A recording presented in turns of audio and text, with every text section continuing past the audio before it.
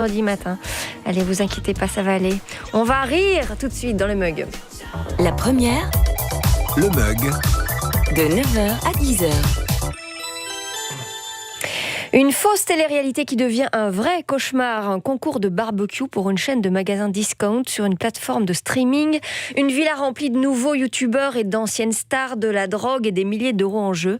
Ce sont les ingrédients de Brest de Star, le roman largement autobiographique de Jean Desportes, ancien directeur de création pour ladite plateforme, Dailymotion pour ne pas la citer. Les coulisses de la pub, de la création web, de la télé-réalité et du monde aujourd'hui. Jean Desportes est notre invité ce matin. Bonjour. Bonjour Elodie, bonjour Xavier, Bonjour. et bonjour à tous les auditeurs du Mug. Bonjour, merci d'être avec nous. Vous êtes ancien directeur de création chez Dailymotion, chez Canal, aujourd'hui à la tête de Sloft Magazine. Brest de Star est votre premier roman. Il raconte votre passé et ce projet dont vous aviez été chargé il y a quelques années, en 2015, pour une grande chaîne de hard discount allemande, Disly dans le livre, mais toute ressemblance avec Lidl serait purement fortuite évidemment. Les patrons veulent... C'est vous qui le dites ? Oui. Et je m'y engage. Les patrons veulent glamouriser l'enseigne, attirer un public plus jeune. Et là, vous avez une super idée. Racontez-nous. Alors, effectivement, cette enseigne se dit qu'il faut communiquer sur les réseaux sociaux. D'ailleurs, à l'époque, ils ont quelques petits problèmes de vidéos sur les réseaux sociaux qui montrent des clients qui peuvent se disputer des cartons lors de promotions dans les magasins. Et donc, ça fait des buzz, mais qu'ils trouvent négatifs. Et donc, ils souhaitent des bad buzz. Et donc, ils souhaitent inverser la vapeur et ils se disent on va, à notre tour, préempter les réseaux sociaux et donc, ils vont faire appel donc, à Dailymotion puisque c'est une plateforme qui se développe bien à l'époque et aussi qui a fédéré plein de nouveaux talents, donc ce qu'on appelle les youtubeurs aujourd'hui, qui ont eux-mêmes aggloméré des audiences puissantes donc, sur ces nouvelles plateformes, sur ces nouveaux réseaux. Et ils se disent, voilà, il faut travailler avec eux. Et moi, je vais avoir effectivement l'idée d'inventer une sorte de parodie d'émission de télé-réalité dédiée pour la première fois à l'art du barbecue. Pourquoi ? Parce que eux, le prétexte à cette communication, c'est une grande opération barbecue qu'ils vont déployer dans toute la France. Ils vont bourrer leurs magasins d'allume-feu, de steaks, de brochettes, de faux carrés de pelouse, etc. Tout le kit pour faire un parfait barbecue. Et donc, je vais me servir de ce prétexte-là pour créer finalement la première parodie d'émission de télé-réalité de cuisine, puisqu'en fait sur le web, on est toujours très parodique, dédiée pour la première fois à l'art du barbecue, et donc ça va s'appeler Brest de Star. Voilà, donc ça c'est l'idée de base. Là, on est dans tout ce que vous venez d'expliquer, c'est la réalité. Alors, c'est vraiment la réalité. C'est vraiment une émission en plusieurs épisodes, donc diffusée sur Internet, qui a eu lieu. Ouais. Mais simplement, là, sur le papier, tout ça pouvait sembler cohérent. D'autant qu'à l'époque, évidemment, à la télévision, il y avait de grandes émissions de cuisine comme Top Chef, etc. Ouais. Donc, qui fonctionnaient très bien. Donc, on se disait que faire un parallèle sur le digital, ça pouvait être pertinent. Simplement, évidemment, et c'est là ce qui fait le sel de l'histoire, c'est que rien ne va se passer comme prévu, puisque je vais avoir le malheur, je crois, de confier ce projet important, puisque il y avait quand même un budget autour de cette opération d'à peu près 2 millions d'euros, et donc je vais confier tout ce projet, malheureusement, à un producteur qui va s'avérer fou, au sens psychiatrique du terme. C'est-à-dire qu'il va être mythomane, manipulateur, et donc ça va être très très difficile pour moi, toute l'équipe, de mener ce projet à son terme. Ouais. En fait, cette histoire qui est évidemment inspirée et plus qu'inspirée de votre expérience et de votre vécu au sein de cette plateforme de streaming qu'est Dailymotion, pour le même prix, c'est un roman qui aurait pu être une tragédie, presque, en tout cas un récit très sombre sur la vacuité de tout ce système média, etc. Qu'est-ce qui en a fait une comédie, en fait ? Ce qui en a fait une comédie, c'est-à-dire que en fait, il valait mieux en rire qu'en pleurer. Oui. C'est-à-dire que finalement, au milieu d'un tournage où chaque jour les choses empirent, en fait, sorti de cette expérience, en fait, quand je la racontais à des amis à des dîners, ils étaient soit complètement consternés, soit pliés en quatre.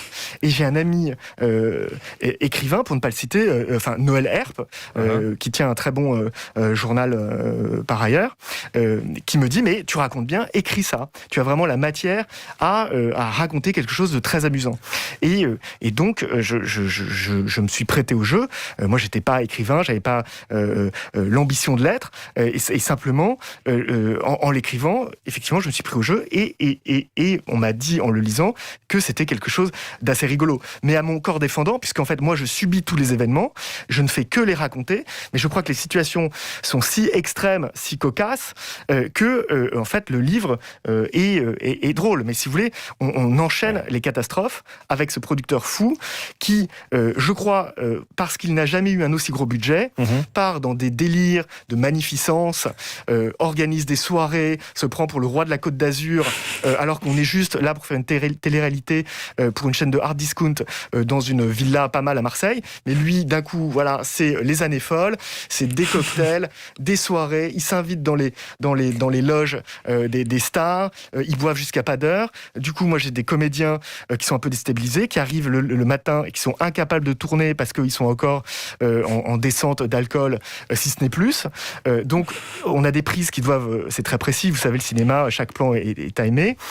Donc, on a des plans qui doivent durer 10 secondes. Et en fait, ils font 1 minute 30. Donc, ça pose des problèmes.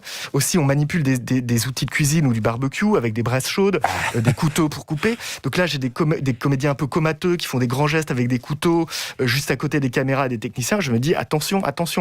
Et donc... C'était l'enfer pour vous, en gros. ça a été un enfer, oui. Tout à fait. Et la réalité dépasse la fiction. Vous racontez toutes ces coulisses, toutes les discussions. Alors déjà, même le choix des participants pour atteindre les différentes cibles de public, c'est déjà un moment cruel entre les premiers choix, les plans B, pourquoi ils acceptent ou pas. Pour les youtubeurs, les instagrammeurs, ça c'est le nombre de followers ou de vues qui compte. Et donc c'est absolument affreux. On peut imaginer et on peut faire un parallèle avec toutes les émissions où des vedettes plus ou moins connues participent à un jeu.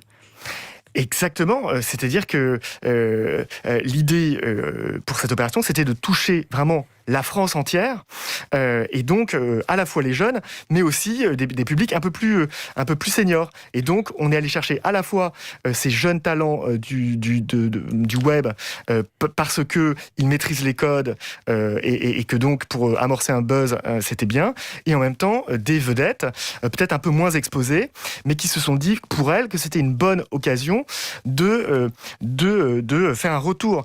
Mais évidemment, et c'est aussi ce qui a contribué au buzz de l'opération, c'est qu'on ne s'attendait pas à ce que des chanteuses qui ont pu, ou des chanteurs qui ont pu être très connus dans les années 90 fassent un comeback derrière des brochettes avec un tablier de cuisine en faisant griller des merguez, quoi. Et donc, là, je crois que ça a aussi déstabilisé la presse people qui d'un coup était elle-même perturbée dans ses codes avec cette opération peut-être qui augurait d'un nouveau monde de la communication.